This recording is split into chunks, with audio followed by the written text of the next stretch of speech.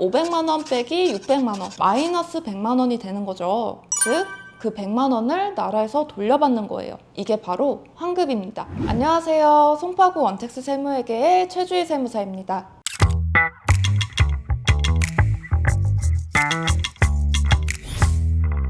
오늘은 사업자 등록을 앞두신 분들이 가장 많이 하시는 질문 주제죠. 간이과세자와 일반 과세자의 차이를 설명해 드릴게요. 세금 적게 낸다니까 간이과세자로 할게요. 이 말 정말 많이 들었거든요. 근데 업종에 따라서는 이 선택 하나 때문에 환급 수백만 원을 날리는 경우도 많습니다. 반대로 일반 과세자가 무조건 좋다고 선택을 하셨다가 불필요하게 세금을 더 내는 경우도 많아요. 오늘 영상 끝까지 보시면 내 업종에 어떤 게 맞는지 확실하게 판단하실 수 있으실 거예요. 간이과세자랑 일반과세자 이게 왜 나뉘어 있는 건가요? 좋은 질문이에요. 원래 간이과세자는 나라에서 작은 사업자분들 세금 부담을 줄여주려고 만든 제도거든요. 규모가 작으면 계산도 쉽게 해주고 세금도 좀 덜 내게 해주자 라는 취지예요. 그래서 일반적으로 간이사업자는 일반 사업자보다 세금 부담이 적어요. 그럼 세금을 덜 내니까 무조건 간이과세자가 좋은 거 아닌가요?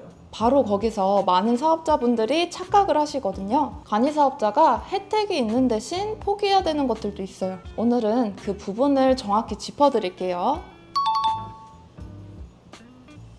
과세사업자로 등록하면 크게 두 가지로 나뉘어요. 간이과세자와 일반과세자. 둘 다 사업자는 맞지만 가장 큰 차이는 부가세를 계산하는 방식에 있어요. 일반과세자는 매출세액에서 매입세액을 빼서 계산을 해요. 쉽게 말하면 고객한테 받은 부가세에서 내가 낸 부가세를 빼고 나머지를 납부하는 방식인데요. 예를 들어서 5천만 원의 매출에 대해서 고객한테 받은 부가세가 500만 원이고 사업하면서 지출한 비용 3천만 원에 대한 부가세가 300만 원이라고 한다면 차액 200만 원을 납부하시는 거예요. 그런데 여기서 중요한 게 있어요. 만약에 비용이 매출보다 더 많이 나오면 어떻게 될까요? 아까 비용이 3천만 원이 아니라 6천만 원이라고 가정을 해볼게요. 그러면 매입세액이 600만 원이 되는 거잖아요. 500만 원 빼기 600만 원, 마이너스 100만 원이 되는 거죠. 즉, 그 100만 원을 나라에서 돌려받는 거예요. 이게 바로 환급입니다. 간이과세자는 계산 방식이 다른 건가요?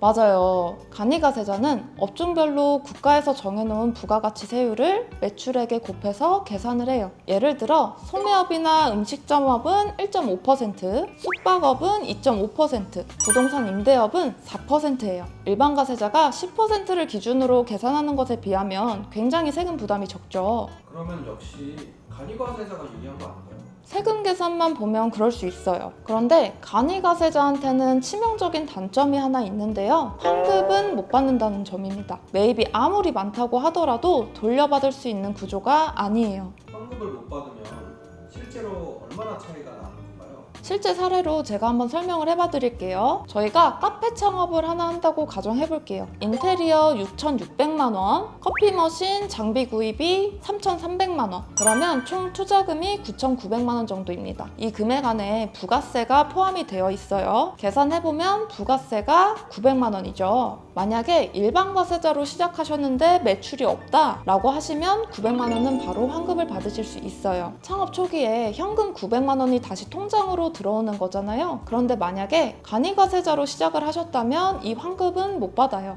세금을 적게 내려고 간이과세자를 선택했는데 오히려 더 손해가 될 수 있겠네요. 바로 그게 핵심이에요. 특히 사업 초기에 투자금이 크면 클수록 이 환급액이 자금 운영에 굉장한 영향을 미쳐요. 당장의 현금 흐름이 달라지는 거니까요. 사업자 등록할 때 대표님들이 가장 많이 놓치는 부분이 뭔가요? 가장 흔한 실수가 주변 말만 듣고 결정하시는 거예요. 친구는 간이과세자가 좋다고 하고 인터넷에서는 일반과세자가 좋다고 하고 근데 그 사람들이랑 저희는 업종도 다르고 매출 규모도 다르고 거래처도 다 다르잖아요. 누군가에게 유리한 선택이 나에게도 유리하다는 보장은 없어요. 그럼 뭘 먼저 확인해야 하나요? 딱 세 가지예요. 내 업종이 뭔지, 초기 투자비가 얼마나 되는지, 거래처가 누구인지를 꼭 확인하셔야 돼요. 거래처가 왜 중요한 건가요?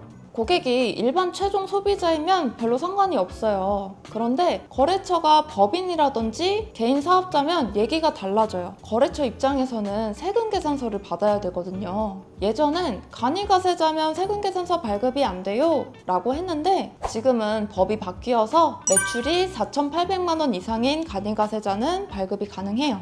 그렇다고 하더라도 제한이 있고 거래처 입장에서도 일반 과세자를 더 선호하는 경향이 있죠. 솔직히 간이가세자라고 하면 상대방 입장에서는 소규모 사업자로 보이는 경향도 있거든요. 어떤 업종이 특히 문제가 되나요? 법인과의 거래가 많은 곳들, 공공기관 납품하는 곳, 기업 대상 서비스 등 기업 간 거래 비중이 높은 업종은 처음부터 일반 과세자로 가시는 게 맞아요. 세금 계산서도 자유롭게 끊을 수 있고 규모 측면에서도 신뢰감을 주니까요. 그럼 어떤 경우에 간이가세자가 유리하고 어떤 경우에 일반 과세자가 유리한지 딱 정리해 주실 수 있나요? 간이가세자가 유리한 경우는요. 첫째, 초기 투자비가 크지 않고 둘째, 고객 대부분이 일반 소비자이고 셋째로 사업 규모가 아직 작을 때예요. 예를 들어서 소규모 꽃집, 동네 카페, 소규모 음식점, 배달업 같은 경우요. 반대로 일반 과세자가 유리한 경우는요. 첫째, 초기 투자비가 크거나 둘째, 거래처가 대부분 사업자이거나 셋째, 장비시설 구매가 많거나 넷째, 사업 규모가 굉장히 빠르게 커질 것 같을 때요. 예를 들어서 제조업, 영상 광고업, 인테리어업, 건설업, 투자비가 큰 카페나 음식점 등이 해당돼요. 간이가세자가 아예 안 되는 경우도 있나요? 맞아요. 이게 또 함정이에요. 간이가세자는 업종 제한도 있고 지역 제한도 있거든요. 오래 고민해서 나는 간이가세자로 내겠다 라고 결정을 했는데 애초에 간이가세자가 안 되는 업종이거나 지역인 경우들이 있어요. 그래서 사전에 전문가와 함께 확인해 보시는 걸 추천드려요. 그럼 간이가세자로 시작하면 평생 그대로 유지되는 건가요? 아니에요. 매출이 1억 400만 원 이상으로 커지게 되면 일반 과세자로 자동 전환됩니다. 처음에 간이가세자로 시작하셨다가 일반 과세자로 전환되는 경우는 굉장히 많아요. 그래서 처음 선택이 물론 굉장히 중요하지만 한번 선택하셨다고 그걸로 고정되는 건 절대 아니에요. 오늘 영상에서 간이가세자와 일반 과세자의 차이, 각각 유리한 케이스, 그리고 황금 문제, 세금 계산서 문제까지 정리해드렸는데요. 생각보다 이 선택 하나가 수백만 원 차이를 만들 수 있어요. 영상은 제가 일반적인 내용을 설명을 드렸으니 사업자 등록 전에 꼭 한번 같이 확인을 해보시길 권해드릴게요. 간이가세자로 하실지 일반 가세자로 하실지 고민이 되신다면 댓글에 업종과 규모를 남겨주세요. 어떤 유형이 유리한지 직접 답변을 드릴게요. 송파구 원택스 세무회계로 문의 주셔도 친절하게 안내드리도록 하겠습니다. 지금까지 송파구 원택스 세무회계의 최주희 세무사였습니다.